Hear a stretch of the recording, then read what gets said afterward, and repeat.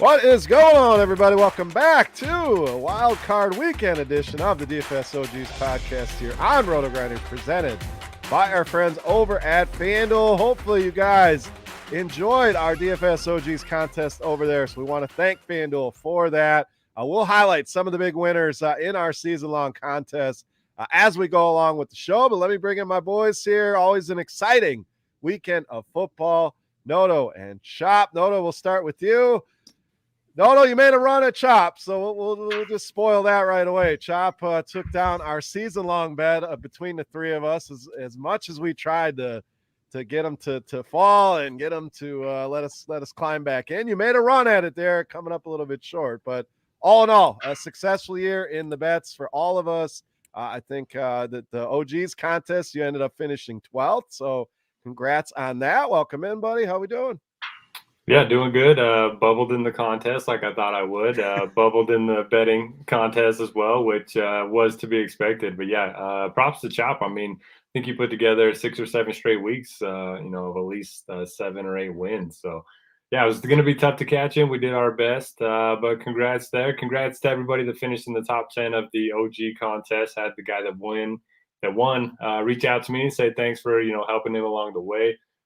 So he's got to be swimming in the money, get the extra $5K plus all those cashes from the weekly contests, and then got a lot to talk about in the NFL too. My Jags came through, hooked up all those teams. I couldn't believe it. I can't believe the Colts lost more than the Jags won, but yeah, that and then the Charger game. I mean, that was a crazy ending. Everyone I thought for sure was going to a tie, but yeah. Anyway, Jags money line for you last week?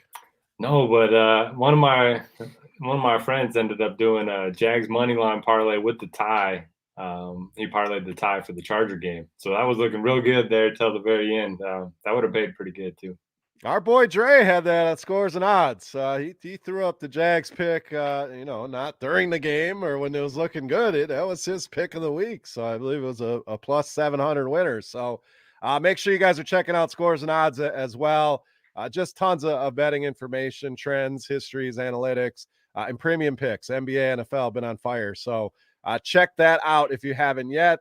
Let's get to our Victor. Chop's a humble guy. He's just gonna, great, I won. We're not gonna get any big fireworks or celebrations. He just doing his thing. Chop, congrats on the win. How was week 18, and how we doing, bud? Week 18 was good. Finally did something on DraftKings meaningful, so that was good. And then I was sweating out the picks on Sunday and hoping Derek wouldn't catch up to me. He was getting real close there in the afternoon, so I don't know. It was a good Sunday, man. I can't complain for sure. So we'll just put that to bed. Chop ended up winning by 1 over Derek. So final standings there. Chop 114. Derek 113, and I was sitting at 108. So, made a little bit of run there, but too little, too late. But all in all, a pretty solid year on the picks. But we are here to break down the wild card weekend. And the first time, this thing's stretching over 3 days, guys. We got 2 games on Saturday, 3 games on Sunday, and a Monday night game. So plenty of ways to bet on these games, obviously. So we'll give you our favorite bets in each of these games. DFS, a million different slates to play, likely more focused on the Saturday only, Sunday only, Monday. There are the 6-game slates, but tons and tons of ways to play here over at FanDuel. And, of course, to bet on these games in the FanDuel Sportsbook, including those single-game parlays, which can be a lot of fun. Parlay up a few different things, player props, total spreads, things like that. Throw it all together for a nice return on your bet. So check that out today. But guys, let's dive in. First game Saturday afternoon, 4:30 Eastern, Vegas and Cincinnati. The latest lines here out of the FanDuel Sportsbook. We got Cincinnati, 5.5-point favorite. So this thing's come down a little bit from opening. Big total here at 49. So, Chop, we'll start with you. The Raiders survived that crazy Sunday night game. Looked like they were happy with the tie, and then Staley calls that timeout. They end up kicking a field goal. And that's the difference in the game as it goes to overtime. So thoughts on that? Was that the right call? Do you think they would have went to a tie? And then eyes forward here, a tough spot for the Raiders here. Derek Carr, not traditionally a guy that plays well in the cold, very cold up here in the north. Cincinnati obviously gets Burrow back, gets Mixon back, playing at a very high level here. So, Chop, the Raiders have any chance in this game here in Cincinnati this week? Sure, they got a chance just because you got to give them credit as to what they've done here this year. The things that they've overcome, they've shocked me. I didn't even think they were that good of a football team to begin with. And then they had their coach get fired for the things he did halfway through the year. That was an obstacle. To have your best playmaker on offense then go down in the way he went down, not even a football type of thing going on with Henry Ruggs. They overcame that, and they still ended up closing out the year, beating the competitors that were their closest guys to, knocking them out of the playoffs. It's not like it was handed to them with an easy schedule there those last couple of weeks.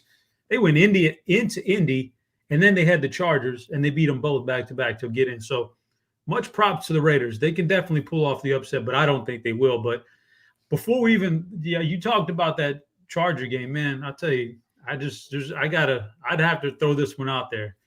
What a terrible job of coaching for Brandon Staley. Just terrible, man. I get it. You're a smart guy, and you want to act like you're smart. And I don't mind the going for twos all throughout the year here and there. I mean, but the whole point of analytics is to not pound certain ideas over and over and over again. It should be to put your team in what gives your team the best opportunity to win games. Like, what ups the percentage, even if it's just a little bit? What ups the percentage on you winning a game? Is it going forward on 4th and 1 at the 40-yard line? Maybe. So I think everything's kind of different. I don't think it's just a yes or no answer. But I do know this. I think you actually lower your odds of winning a game when you go for it from your own 18-yard line or 19-yard line. I think you're actually lowering your chances of winning a game. I think you're out there. I think he outthought himself too much a lot of times this year, but especially in that last game. So, yeah, he needs to readjust some of his philosophies, but it was a good game. Do you think that timeout? Do you think the Raiders would have played for a tie? I think that's. I'm not going to knock him on the timeout. I'm not going to, because I don't think that had any bearing on it. The Raiders were going to run the ball before the timeout, and they were going to run the ball after the timeout. The Chargers just needed to make a stop, and what got them all year long was not being able to stop a run and play. I mean, against everybody, they couldn't stop the run. And they couldn't stop it on the very last play of the year, the second to the last play of the year. If you stop him at the line of scrimmage for a 1-yard gain or no gain, something like that, they probably don't even try a 55-yard field goal. Like, now you're talking about getting things blocked or having to come up short and getting it returned. They may just go ahead and take a knee at that point. Who knows? But you couldn't stop them. You set them up for like a very makeable field goal because you just couldn't stop the run. So it's not the timeout that they got me. I think the timeout was fine. You call a timeout and tell your defense, hey, they're going to run the ball. Let's play for the run here. Be aware of it. And you come out of the timeout and you still give up 8 yards or 9 yards or whatever that was to Jacobs. Yeah, man, you got what you deserved at that point. You couldn't stop the run all year, and you couldn't stop it on the most meaningful play of the year, and that was that. So, no, not the timeout, but the going for it on 4th down from your own territory. That was ridiculous. But hey, Raiders have done it all year long, have proven people wrong all year long. Credit to them, but I think they're overmatched here. I think the Bengals are a hot team that's gonna like just put it. I just think they're gonna put it on them. I guess we got to look at weather in all these venues because I've heard there was some really weird weather going out there in some of these places. But if weather holds up, Burrow, I think, picks apart this defense. I like the whole offense. Mixon we've seen Mixon do 2-3 touchdown games this year. So Mixon could get there. Burrow and his targets could get there. He's got a bunch of them. I believe Bengals put it on him in that aspect. It's a 6-game slate. Well, I'm playing the 6-game slate. Props to the sites because they gave us a choice. You can play the 2. You can play the 3 on Sunday. You can play showdowns. Or they actually put decent pools out there for the full 6-gamer, which is what I like to play. So I won't have a ton of Raiders in that 6-gamer. I'll have plenty of Bengals. That's where I'm at, and I like the Bengals here. Yeah, we're gonna track these picks, even though the betting is over. See if we land on any of the same ones for our parlay. I'm gonna go on the other side of this one, Chop. I think the Bengals win. I don't disagree; they're the better team, but the Raiders all season long have found themselves in close games, whether win or lose. And they've come out on the right side of a lot of them, but they tend to take things right to the wire here. You do worry a little bit about Carr. I'll pull up the weather here from our boy Kevin Roth. Looks like about 30 degrees. Wind's not much of a factor at about 9, but maybe Derek has the stats. I know I saw this earlier in the week, but Derek Carr, like I mentioned, has been terrible in cold weather games. And when you look at him as a DFS play, this guy's not thrown more than 2 touchdowns and only like 1 time in the last 7 games. And he hasn't thrown more than 2 touchdowns all season long in a game. So you don't get a ton of upside there. Questionable tags for Jacobs and Waller. I think they're both going to be fine here. They both play. You actually have people asking in the chat, Chop. Our boy Josh wants to know if you're playing Darren Waller. He knows how much you love you some Darren Waller. But I think the Raiders, long way around this. I think the Raiders keep this one close. I think that's why you see that spread tick down a little bit. I think Cincy wins. I love Mixon in this spot. Raiders been terrible against the run. Can always stack this Bengals passing game. And plenty of ways to run back this Vegas team, whether it's Jacobs, whether it's Hunter Renfrow, who's been outstanding, especially on DraftKings, or even a Darren Waller knock out a tough tight end position. I'm going to go with Vegas in the points here, but love Cincinnati for DFS this week, Derek. Yeah, I like Cincinnati too. Couple thoughts on the timeout situation. I mean, look, I know the play clock was running down. I know the Raiders were going to have to run another play, but man, it sure felt like, both teams were just playing for a tie at that point. And then a couple of the Raiders even said, once the Chargers called that timeout, they were like, okay, wait a minute, if the Chargers are going to try to win this game, maybe we should just try to end it right here. And then I don't know, it just felt like a big shift in thinking for the Raiders once that timeout was called. So who knows? If they would have ran the play, maybe they would have got the first down and kicked the field goal anyway. But man, it just felt weird. It sure seemed like both teams were kind of going for a tie there at the end. And then, Chop mentioned the analytics. I was going to ask you guys about this in the national championship game, the football game. Georgia went up 8, or they went up 7, and they could have gone for 2 to go up 9 with like 2 minutes to go. Do the analytics not support this? I don't ever see a team, try to go up 2 scores. They just kicked the extra point to go up 8. Do you guys have any thoughts on that? I like to get it to 8. I mean, then you're forcing the other team to go for the 2. I certainly see the other side. I would not strongly disagree with anyone trying to make it a game where, you put it to 9. Now the game's pretty much over. But, I mean, putting it to 8, you put that team at a disadvantage there as well. I guess going for 2, you don't get it. You're still up 7. You still end up with a tie. So, Chop, thoughts on that? I don't mind pushing it to 8, though. I think it's one of those situations where there can't be a blanket statement there for that situation. If that was the pros and we're facing Tom Brady, Aaron Rodgers, or something along those lines, let's get to 9, because these guys if they come down and score a touchdown, they're going to get the 2-pointer on you. If I'm Georgia facing Alabama and I've witnessed the whole game, Alabama can't find the paint. The only time Alabama found the end zone the whole night was on a fluke turnover. They can't get it. They can't, I'll take my chances on them not only driving down to score a touchdown, and then they have to execute again at the goal line to get a 2-pointer. That's going to be tough against the Georgia defense the way it looked all night. So in that case, I'm good with pushing it to 8. If I'm looking at Aaron Rodgers down on the other barrel, let's push it to 9. So I don't think there's a blanket statement for it, but in that game, let's push it to 8, man, and make them do it to you twice. Derek, we'll get back to you on the rest of your analysis. While we're on this college championship, I think we felt Georgia was going to win. Did you guys see this Stetson Bennett interview the other morning? I mean, we're on, is he tired? Is he high as hell? What's Chop? Any thoughts on this? Because I don't know if you saw it or not, but he was on another planet during that interview on GMA. I actually didn't see it. I'll go Google it after the show. But I mean, I can imagine when you're 20-something years old and you just won a national championship and you look like Screech, and now everybody wants a piece of you. I can imagine you probably had a pretty good time the night before. Yeah, his team around him, the public affairs people probably should have said, let's save that interview for the next day, because I'm sure they were up all night partying. Well, what else would you do after you win a national championship? But go check it out, man. He's like in a fog. He's either overly tired or high as a kite, one or the other. But pretty funny there. Derek, thoughts on that? Thoughts on anything college football? And then tie a bow on this Raiders-Bengals game. Yeah, it was sent to me in a group chat. I saw the picture of him, in the interview. I haven't watched it yet, but the guys that were in the chat had a good time with it. So Yeah, I'll have to check that out after the show. Chop, I just sent you your money for the picks, by the way. So HeadChopper Sports is a little bit richer. As far as this game goes, yeah, I like the Waller bring it back for your Bengals stacks. Waller played on 78% of the snaps in his first week back since week 12. So you got to think he's going to be close to a full-time player in this one.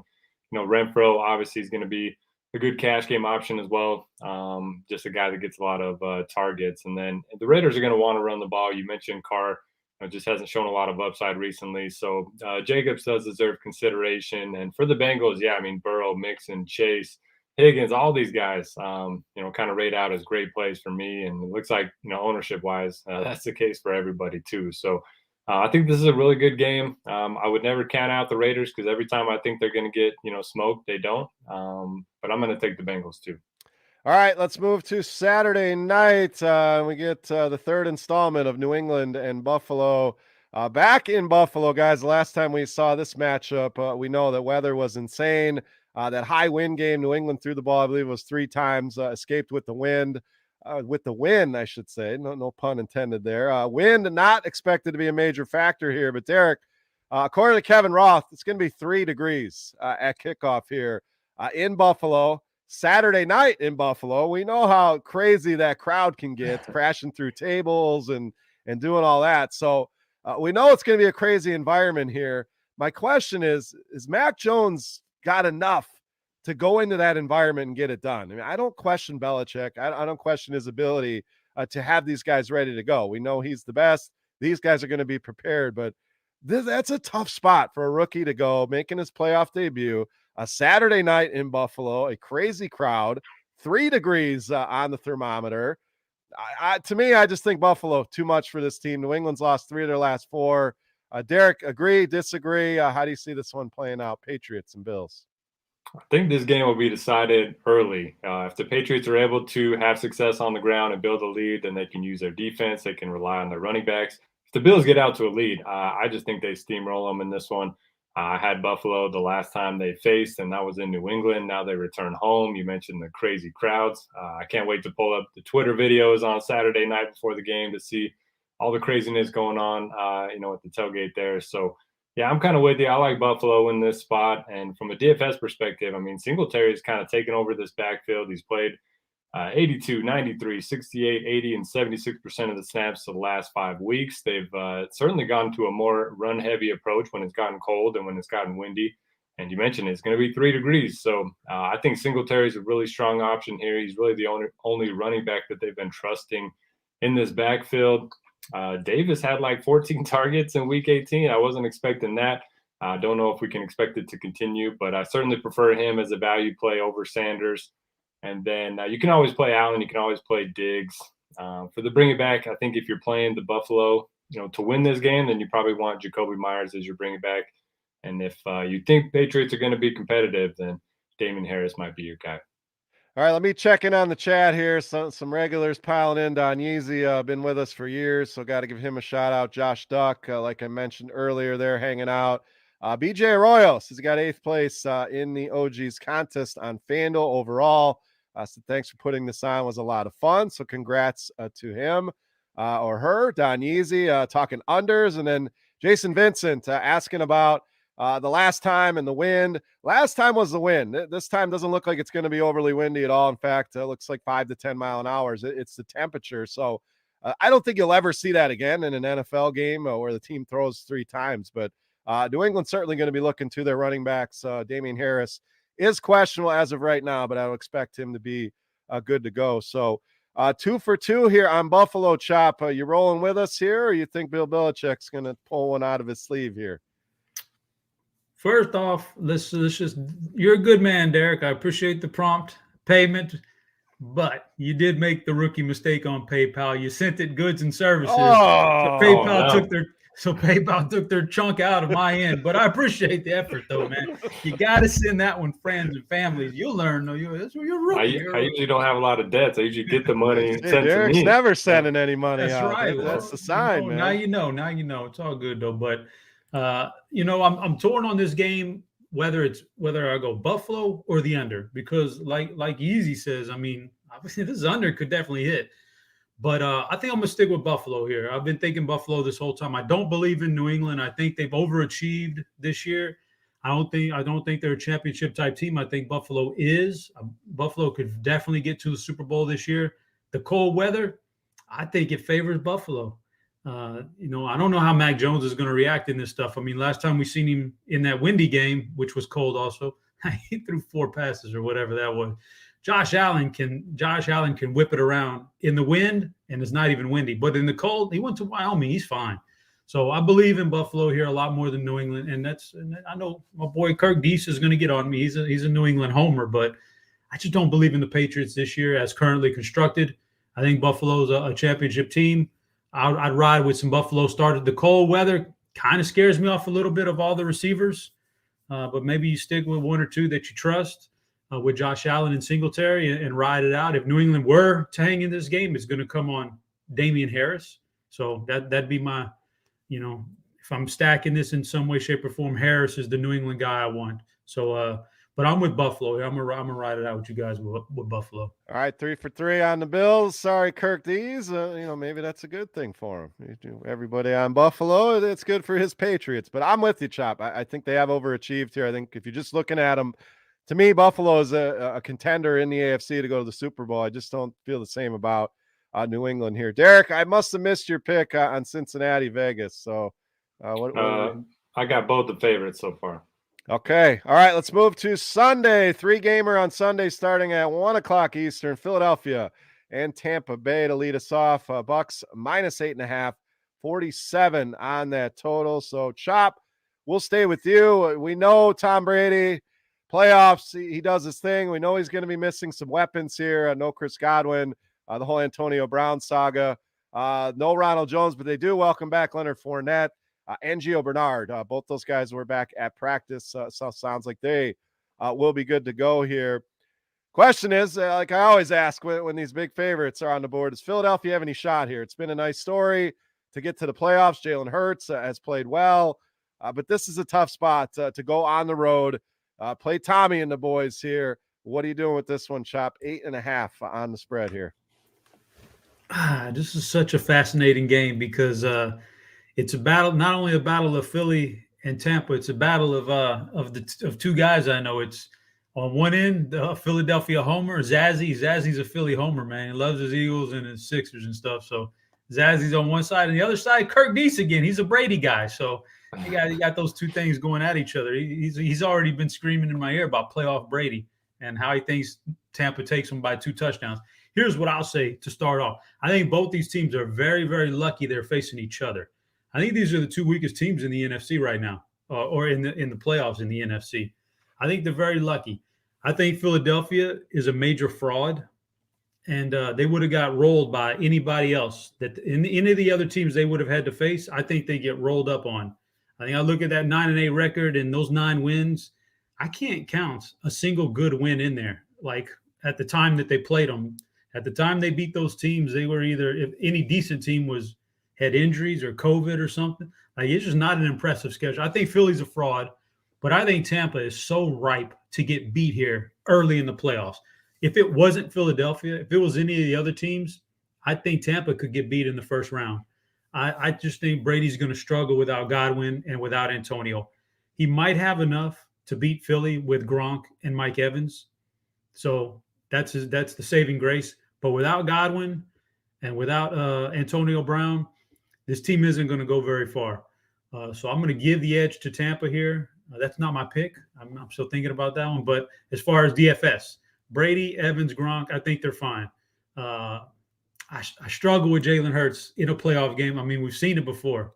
Like you get to the playoffs and the running quarterback, they figure it out. That happened with Lamar for a couple years in a row. So I struggle with that one.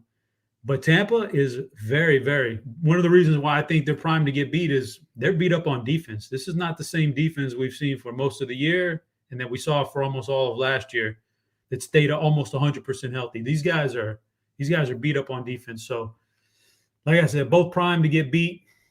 That's a lot of points. I'm going to lean on the spread. I'm going to lean towards Philly because it's just a lot of points. And I just don't think Tampa is the same team right now. But anybody else, and both these teams will be taking a vacation early.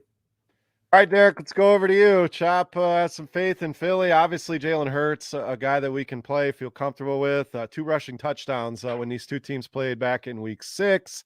Didn't have to do a whole lot through the air, so we might see him have to throw a little bit more here, obviously, as big-time underdogs. But I think it's the Tampa Bay side where we can pretty much play anybody in DFS. The old saying, play whoever you want, that we joke about. But Brady stacked with any of these guys. I think Fournette, his ability in the passing game. I'm on Tampa Bay here. I think Philadelphia, kind of like I feel about New England. It's been a nice story. I just don't know that they have enough to hang in this game. So I'm going to go with Tampa here. Derek, what do you got? Eagles, Bucks. Yeah, my first lean was to agree with Chop. The Eagles kind of feel like they're catching the Buccaneers at the right time with Tampa Bay being shorthanded. It sounds like Hurts is going to be healthy enough. They're going to be calling some designed runs for him. I saw that quote earlier today. So that's positive for him. You can obviously throw on Tampa. So from a DFS perspective, I like all of the Hurts, Devontae Smith, Dallas Goedert, go there, if you will. I think all those are in play. And then on the opposite side, playoff Brady, you got playoff Gronk. I think that's a really good combination. I think Mike Evans has a clear chance for 25 to 30% of the targets in this one. So I like both passing games, and for that reason, I'm going to take the over. As far as Fournette goes, man, I don't know what to do here. I think he's going to be one of the more popular plays in DFS. Where do you guys put him kind of in the hierarchy of running backs this week? Chop, take that one. Obviously, we talked about Mixon already. We still got some other games we're going to talk about. Do you think people will hesitate at all here? Philadelphia decent against the run. What do you see his ownership looking like here, Chop? I don't know. That's a good question. Playing the 6 games, how do you even judge that? Because whatever you think it was going to be, it could change as the games kick off the board. Like if you look and you're struggling on teams might change. I don't know how the ownership's going to look. How do I rank Fournette among running back or Miles Sanders? Miles Sanders, I don't believe is very good.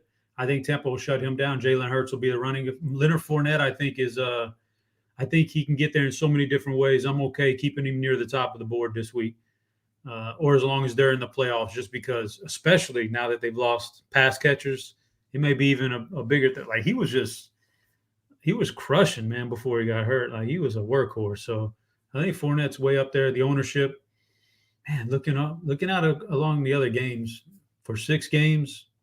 First of all, we throw it out the window for a 3-game Sunday. Like, who knows? Everybody's going to be high owned. It's even halfway decent. For 6 games, yeah, I think he kind of maybe falls under the radar a little bit. No Ronald Jones to deal with either. So, how much are they going to work in Vaughn and Bell? Yet to be seen. Do they ease Leonard Fournette back in? If they get out to a lead, do they limit him at all? So, Derek, there's certainly questions with him, but he is in a good spot. Only the Raiders have been worse against the running backs as far as fantasy points with the playoff teams here. Yeah, I've just seen a few projection models, and they all have Fournette way high. So if he's going to be way popular, I'm not sure what I'm going to do. All right, Derek, what was your pick? I keep missing your picks. Over. Okay, that's what I thought. All right, afternoon game. Yep, for sure. Let's say it's not too late to switch here, Chop. These aren't there's no competition here. It's just a friendly competition. Yeah, we're all the hard work's behind us. This is all friendly. This is friendly fire right now. Wait, did I say Ertz? Candace Reynolds is calling me out for saying Ertz. I heard a go dare in there. I know that. All right. might be our last go dare call of the season. So we will be back next week as well. Breaking down probably our last week. You get into the conference championships, we'll see. But with just 2 games next week for sure. Week after that to be determined here. So let's move on to our last game or middle game for Sunday, I should say. San Francisco and Dallas. This one looks fun, guys. Dallas -3, highest total we have on the board at 51 in this one. Injury-wise, we'll keep an eye on Jimmy Garoppolo as we did last week. I'd expect him to play, but we're going to get the same treatment all week long dealing with that injury. Elijah Mitchell questionable as always. The Dallas side, Tony Pollard back at practice today, so good sign for him. So, Derek, we'll stay with you. We'll get to Chop here in a minute. Dallas is his team, but this one, to me, the most intriguing matchup on the board here this week. 2 teams playing very well. Dallas been dominant at home San Francisco scratched and clawed and fought through a lot of injuries. Big win at the Rams last week to find themselves here in this spot. This spread seems a little bit low, though, Derek. I mean, we know home teams get 3 points. Yeah, this one's down to 3. Why is Dallas only a 3-point favorite? That makes me scratch my head a little bit. So, Niners, Cowboys. How do you see this one going? Yeah, if it's going to be 3, that's kind of tough. Right here on the screen, the chop showing, it says 3.5. So if we can get the hook, I might have to take San Fran. But you mentioned it, both teams playing well. I do think the Cowboys are the better team here. But, man, it just seems like anytime you put your faith in the Cowboys, they kind of let you down. So I'm interested to hear Chop's take. From a DFS perspective, yeah, I like Mitchell quite a bit. I know the Dallas Cowboys have been tough on the run, but look at his touch totals the last 5 weeks for Eli Mitchell: 27, 27, 22, 21, 21. When he's active, he's getting all the touches in this backfield. So I think he's one of the more intriguing plays of the week. You can obviously look to Kittle. I don't love Debo just because, I worry that, his upside's a little bit limited with Mitchell back and with Kittle playing so well. But you could certainly look to Debo. We're going to hear a lot of, Trayvon Diggs talk going up against Debo, but I'm not too worried about that matchup. I just worry about volume. Then on the other side, I think Cedric Wilson's kind of an interesting flyer. He is kind of taken over the slot position for the Cowboys with Amari Cooper and CD both playing on the outside. So we saw him go nuts week 18. I think at his price point, he's at least a little bit appealing. Zeke worries me with Pollard expected back, but you can obviously play Dak with any of his pass catchers. And my pick, throw it to Chop first. I'm not sure what I'm going to do here. This one is tough. I'm going to go the Niners here just to fire Chop up a little bit. He may play it's his team, I'm going to bet against him type of card here. But when the spread seems like this, there's a reason why. I mean, Chop, answer the same question. Why are the Cowboys only 3-point favorites here at home? I would say that because all I've heard so far this week since Sunday was finished and they announced the matchups, or we saw the match. All I've heard is what a tough matchup this is for the Cowboys defense. The misdirection and how San Francisco will slow down that speedy defense. It's just a tough matchup. It's a tough matchup. That's all I've heard. So I think people are buying into that this is a tough matchup for the Cowboys. My question is, in the first round, who would you want to play in the NFC? Like, you don't want to play any of these teams, right? Nope. I mean, when I was watching it as it was unfolding late Sunday, as the Arizona would switch back and forth with Leeds and Frisco and the Rams would go back and forth and went to overtime, I was watching the little ticker on ESPN, and for a while the Cowboys were facing the 49ers. And then for a while, when the scores changed, they were facing Arizona. And then for a while, they were facing the Rams in the first round, right? These are all potential first-round matchups. Like, I don't want to face the Rams in the first round. That's asking for trouble. I don't want to face Kyler Murray running in the first round. He's going to run more in the first. I don't want that matchup either. So who do you really want in the first round? I think Frisco's a fine match. It's as good as any years you're going to get in the NFC right now, outside of that Tampa-Philly game, which was never a possibility to get either one of those teams anyway. So, yeah, it's not a great matchup. You don't want to have to face Debo and Kittle yards after the catch and Shanahan misdirection and all that. But I'm fine with the Cowboys here. I think they have a good game plan on offense coming into it. I think they can protect Dak enough to get at the secondary, which is going to be the weakness of San Francisco. And, yeah, offensively, they can be a handful with those guys I mentioned.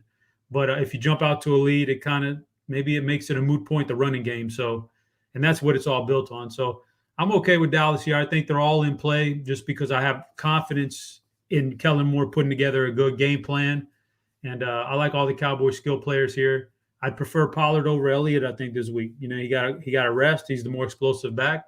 I think Pollard's more prone to breaking a big play than Elliott, so I'll take the chance on that. All the receivers are in play. Cedric Wilson was a great call. He's stepping into the Michael Gallup role, but maybe he might be even a little better than Michael Gallup. So I like that call. And on the run back, why not? I'll take a shot on a Debo or a George Kittle or an Elijah Mitchell. So I think it's a good game. I think the over's in play, but if you're going to give it to me at 3, I'll take Dallas. It's 3, according to FanDuel. That's what they got it. So no hook, but the 3 here for Dallas. I'll take San Fran. We'll get to your pick here in a second, Derek, but I'm not as worried about Debo. They can scheme to get him the ball in so many ways. So even if he's going to see some digs, they get him the ball out of the backfield. end arounds, jet sweeps, the just carries alone, plus all the targets he's going to get in the passing game. So he'd be my preferred option here. I agree with you guys that the passing game for Dallas is the way to go. Don Yeezy talking about Wilson not only catching it, can throw it too. So he can accumulate points a lot of ways, but he looked great last week, stepping into that Gallup role, like you said, Chop. He's super cheap. So if you are playing any kind of cash games, he's probably one of the first guys you lock in, even in tournaments. He's way too cheap. So mostly Dallas for me as far as DFS goes, with those running back options for the Niners, like Chop mentioned. Mitchell, fine with. Debo, I love, and I don't hate Kittle either. So, all right, Derek, enough here. We need a pick from you. Can't abstain here. What do we got? Yeah, I'll side with Chop. If we're getting 3, I'll take the home team. I wanted to make one other note. Blake Jarwin's going to be back, at least it sounds like it, for the Cowboys. He's not going to have a huge role, but I do think he cuts into Schultz just enough to where I'll prefer some of the other tight ends this week. Yeah, I think he was back a little bit last week, but I agree with you. You know, if they start dividing that up a little bit more, it's easier to fade Schultz. So before we move on, I want to give one final spotlight to our OGs contest and some of the people that lasted everybody. They did it on the season-long leaderboard. So we'll run through the top 10, all cashed. So all season long, we were keeping track of these thanks to our friends at FanDuel. Top 10 scores counted. So even if you had some tough weeks, those dropped by the wayside. So some quick shout outs here. Jay Kalari in 10th place. Congrats to them. Meltby 2014 took down 9th, rocking that RotoGrinders logo. 8th place, Babaloo Buford, a name that we've talked about before. I believe that's BJ Arroyo in the chat. So congrats to them. TS350 took 7th place. My R Jimmy 3, 6th place. Bazoon, 5th place with that RG logo.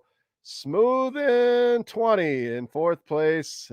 Nakutki 262 in 3rd. Our boy JMB Wing fan made a run at it in 2nd place here, but the big winner and been dominant all season long. I think most of the weeks we checked in on this leaderboard, it was 4794 on top of things. They end up winning the season-long contest. I'm sure won plenty along the way, but $5,000 in additional winnings here for winning this contest. So congrats to 4794 on the big win here. Thanks again to our friends over at FanDuel for setting this up, helping us get this tournament established. And thank you to all of you guys for joining us playing in this tournament, supporting the sponsor of the show, supporting us with the show here as well. So hopefully you guys enjoyed it as much as we did, but congrats to those top 10. Derek, almost 12th place. So you were close, buddy. But 4794, $5,000 winner You here. know what got Derek, don't you? I'm looking, I can see right now. It's clear as day. Yep. Right missed here. week. The big void. We got a big old blank spot right there, man. That could have been the week that pushed you into the top 10. Yeah, I see a couple 80s in there, a couple 90s. I wasn't catching 4794, that's for sure. I mean, so you look at their scores, pretty solid. Yeah, that's King 13 in Discord is 4794. King 13. Well, congrats to them, man. One hell of a run. I mean, they were dominant end to end. That's hard to do with as many people playing, and it's 18 weeks of games. So a fun tournament. Thank you again to FanDuel, and thank you again to you guys. Hope you guys enjoyed that tournament. So we'll see what happens next year. If we do something similar, we were talking already about a potential sports betting competition. We had ours amongst the three of us, but to bring you guys in on it as well, maybe a pick'em contest, maybe some kind of confidence pool or something. So if you guys have any ideas, things you'd want to see us do, please reach out to any of the three of us. All right, let's move on to Sunday night, Pittsburgh and Kansas City here. Chiefs, huge 12.5-point favorites, 46 on the total. So Chop, we'll go to you here. Roethlisberger, it's been a nice little run here over the last couple of weeks. Had that last game at home, ended well. It goes into Baltimore and wins. They shockingly end up in the playoffs due to what happened in Week 18, specifically with the Colts, like Derek mentioned in the opening, losing in Jacksonville. But you got to think it's probably the swan song here for Ben and the boys. We saw this matchup a couple weeks ago. Kansas City won handily in that one, 36-10. Chop, does this one end any differently? Does Pittsburgh put it together? Do they have a game plan here? Do they have enough offense to compete with this Kansas City Chiefs high-powered offense? So I'm torn on Kansas City as to what to think about them. There's a piece of me that thinks that they just haven't been that great this year. That they're really that I maybe third on my list in the AFC right now. So I really don't. I'm torn on them.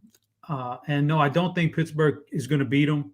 But I think it's different in the fact that I think it's more competitive this time around. And Big Ben, like it might end up being like one of those things where in hindsight probably would have just been better for Indy to win the game somehow or whatever, and then to walk off into the sunset having just beat the Ravens in your last game. And now you got to go to KC, and now you're probably going to end your career on a loss. But that's of course he'd rather have a shot at the playoffs, but I don't think it's going to end well for him, although I think it's a little bit closer than last time. I don't think the offense is very good, like we've pointed out all year long. He limits their offense, doesn't do very much with it, can't get the ball downfield. So it's going to be an issue against Kansas City's aggressive defense. I don't think Pittsburgh has the ability to beat them the way they're going to play. They're going to play a lot of man-to-man and make your wide receivers, make the quarterback beat you. I don't think Big Ben can do it. So I don't think the offense is going to be very good for Pittsburgh. Kansas City, I don't think is going to be great either. It's going to be a tough environment with the weather. I think it's going to be cold again, which might limit the offense a little bit here. And Tyreek was, wow, what a surprise little scratch, almost a surprise scratch he was on Saturday's game, where he didn't even start the game and saw very few snaps, and he was like 80% in the 2-game slates on Saturday. So, hey, man, you got to watch that injuries, because if he's not healthy, that really takes a huge chunk out of that offense. And I don't just mean out there suited up, running routes, doing calisthenics. You got to be able to play, man, and you need to be guarded and be a threat. So it's going to be interesting. But I think Kansas City is fine on offense. You can take whatever pieces you want. I think they squeaked this one out. I'm going Pittsburgh on the spread, though, because that's a lot of points. I don't think they're going to win by nearly 2 touchdowns. So I'll give me Pittsburgh. All right, as far as injuries go, they said Tyreek Hill was present at practice, so it doesn't really say if he did a whole lot. They did get Clyde Edwards-Helaire and Darrell Williams back at practice today, so looks like both of those guys will be back in action here. No practice today for Najee Harris, though. So, Derek, that's certainly a concern. I mean, if they're going to be without Harris, that just makes this uphill battle even that much more tough. So, I like the under in this game. I agree, Chop. I think we're going to have an uglier game here. I think it will be a little bit closer. I could see a scenario Kansas City kind of pulls away at the end. So another good pick. I should have taken that one. Yeah, I mean, I don't want to mess with the spread here on this one, but weather-wise, about 30 degrees, so nothing terrible. Doesn't look like any crazy winds. Again, check with our boy Kevin Roth, the best in the business. So any weather issues, he will have you covered for sure. But just an ugly game, and I do think it's the end of Ben Roethlisberger. Without Harris, they could be in trouble here.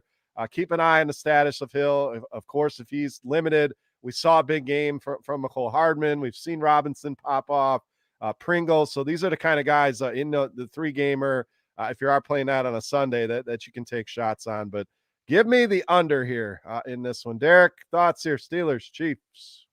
I'm also on the under. You guys both made great points. It would have been so much better for Ben if, he could have just walked off into the sunset with the win over a division rival. Anyway, I think this is a Deontay Johnson type of game.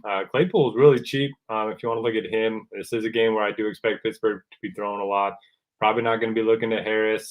He just hasn't had those dump offs that he got so much earlier in the season. So that's kind of killed his fantasy value in games where he hasn't gotten it done on the ground. And I just don't know if the Steelers are going to be able to keep this close enough to where, they're going to run it a lot. On the other side, we've seen the running back for the Chiefs in the playoffs. Just whoever it's just been crushing over the last few years. And so if we get CEH out, I'll definitely go back to Darrell Williams. If Williams is out, I'll go back to CEH. I have no problems targeting either one of them. If they're both active, I'll probably stay away.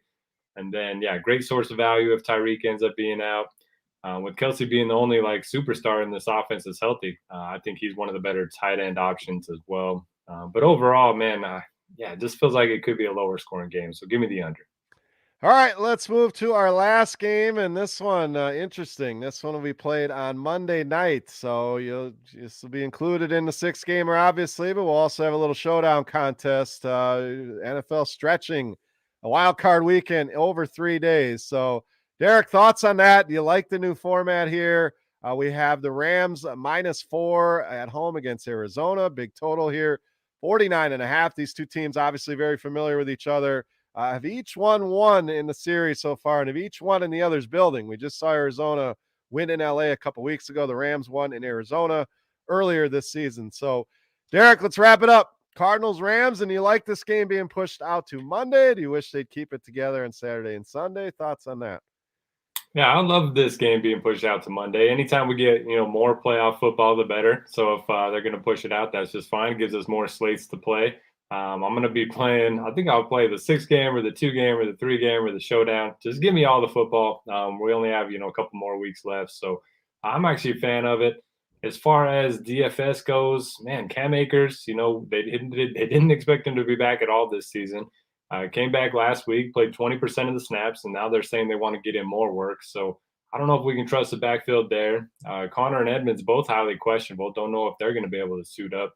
If one's out, the other one's going to be a strong play. If they're both active, we can't really trust that situation. So give me both the passing games. Love Kyler. Love Christian Kirk in this spot. Zach Ertz, who is not on the Eagles anymore. I think he's an interesting play. He's been racking up the targets over the last month of play. And then obviously you have Stafford and Cooper Kupp on the other side. So yeah, I love this game from a DFS perspective, and I like both the passing games. And generally when that happens, I like the over. So give me that. Hurts plays for Philadelphia, Derek.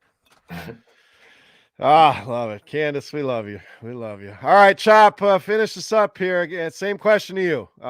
Do you like this game being Monday? I'm with Derek. Spread these things out to make each game its own little window here. So 3 days of playoff football is fine with me. Yeah, my opinion would have been different had they not put out a nice 6-game slate on both sides. Like if they were trying to force us to do a 2-gamer and then force us to do a 3-gamer and then a showdown, I'd have been upset. I'd have been like, this format sucks. But the fact that they gave us a variety of options and they all had great guaranteed prize pools on them, I'm stoked about it. I think it's great. Now we get to, like Derek said, stretch it out 3 days. I think that's fantastic. So props to the sites and props to the NFL because it feels fun. Don Yeezy is in chat. He was talking about the unders. If I'm usually an unders guy, and I just haven't clicked yet. But yeah, man, I love the unders here. Except for this game right here, I like the over. I think you're going to be putting me down for the over on this game. But the other ones in the playoff games, yeah, you can go under on all of them. And I think at the end of the week, you'll look back at the 6 games and go, yeah, at worst, I broke even at 3-3. I think the unders are really going to be have a solid chance at making money if you wanted to just do the whole thing, like everybody go under. So yeah, done easy. That's a good strategy. But as far as this game, I'm with Derek. I think we see Kyler Murray run the ball a lot more. We're in the playoffs now. He can't hold what's he holding back for. So I think he's going to run. I think that's going to help that offense. The Rams, they've struggled, man, on offense. They've surprisingly struggled a lot more than I thought that they should later in this year. I can't put my finger on what's been wrong with them, but I could just hope that they can get back on track in the playoffs because I think they're going to be a fun team and a tough team. But I like the passing games on both sides. Not so much the running games, but I do like all pass catchers involved. I like the quarterbacks. I like the over in this game. I think it's going to be a fantastic way to end the weekend. But yeah, I think this one could be a good shootout. Yeah, I agree. I like the over here as well. Derek, were you on the over on this one too? Yep, 3 for 3. Okay, I want to add that one to the card. But yeah, I mean, both these games that have gone over this season. I mean, 37-20 back in October. The one here in December, 30-23. I think we see a similar type game. Both these offenses are going to move the ball. Both these defenses are solid, no doubt. But I don't think we get a defensive struggle in this game. The return of Akers will certainly help open up that Rams offense. Kupp has been a monster here.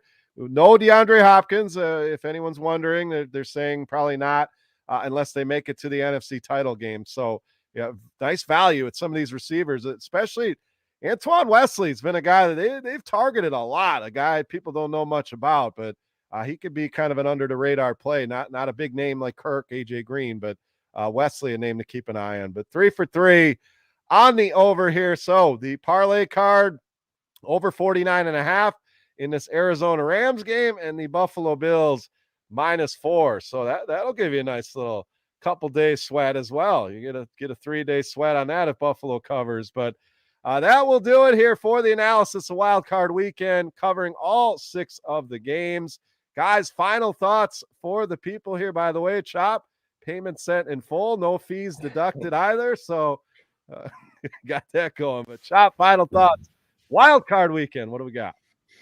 I love it, man. I love it. You know, after the grind for 18 weeks, it is good to get into the meaningful football where we're not struggling before the kickoff, trying to figure out who's going to be out and who's going to be in, and everything seems to be back to normal now. So I'm looking forward to the weekend, and I love the wild card week. I've always enjoyed it. I thought it was probably one of the best weekends of football of the whole year. So I'm looking forward to it. Looks like we're going to get in under an hour or two. So this is good times. First time all season, unless Derek rambles on here in his final thoughts. We're going to be an hour is usually our goal, and we have yet to stay under that hour here all season long. So week 19, finally going to pull it off here, Derek. So you got 10 minutes to wrap about your final thoughts here if you'd like. But I'm with you, Chop. This is always a fun weekend of football. I think this year more than any, all of these teams almost you can make a case to have a shot at the Super Bowl. So these games always a lot of fun, always a lot of drama.